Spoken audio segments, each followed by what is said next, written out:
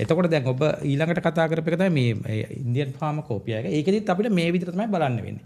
හැබැයි මේකේ මම දකින තව පැත්තක් තියෙනවා. ලෝකේ දැන් ගෝලීය වශයෙන් අපි ඊටාම පොඩි තැනක ඉන්නේ. ඒතර අපිට ගෝලීය අර්ථක්‍රම සහ ගෝලීය දේශපාලනය අමතක කරලා අපේ ප්‍රතිපත්ති හදන්න අපේ විෂන් එක හදන්න බෑ.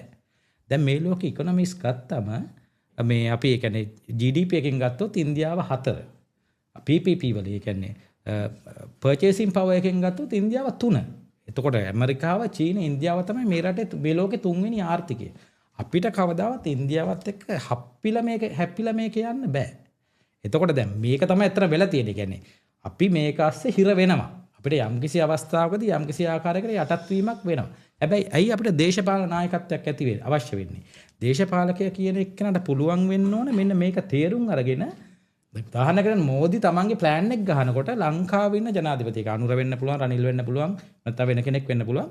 එයාට පුළුවන් වෙන්න ඕන එයාගේ සිදුරු අස්සෙන් රිංගලා තමන් එක ගහන්න. නැත්නම් අරය හදලා දෙන කිව්සුමට මෙතන අපේ NMR එකේ සභාපතිතුමා ගිය අප්‍රේල් 4 වෙනිදා ගිහිල්ලා 5 වෙනිදා ගිහිල්ලා අස්සම් කළා වගේ එහෙම ක්‍රමයක් හරියන්නේ නැහැ. දැන් රාජිත ඇමතුමා පැහැදිලි කරානේ මොකක්ද මේ වෙන්නේ යන්නේ කියලා. අප්‍රිකාවේ වෙන මාකට් එකට එන කම්පිටිෂන් එක තමයි. එතකොට ඒක තේරුම් ගන්න තරම් හැකියාවක් අපේ සෞඛ්‍ය ඇමතුමාට සහ අපේ දේශපාලන නායකත්වයට තියෙන්න ඕන. එතකොට ඒගොල්ලෝ මේ ගිවිසුම අස්සම් කරනකොට ඒගොල්ලෝ ගාව බෑකප් ප්ලෑන් එකක් තියෙන්න ඕන.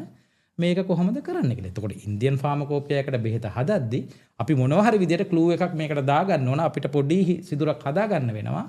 යුරෝපියන් ෆාමකෝපියාවකටත් USA ෆාමකෝපියාවකටත් ගැලපෙන විදියට අපේ කැමති ප්‍රොඩක්ට්ස් වලට හරි විතරක් හරි හදන්න පුළුවන් විදියට. මෙන්න මේක කලින් දැකීමේ හැකියාව තමයි අපි දේශපාලන නායකත්වයෙන් බලාපොරොත්තු වෙන. ඒක තමයි විෂන් එකක් තියනවා කියන්නේ. අන්න ඒක තමයි ප්‍රතිපත්තියක් තියනවා කියලා කියන්නේ.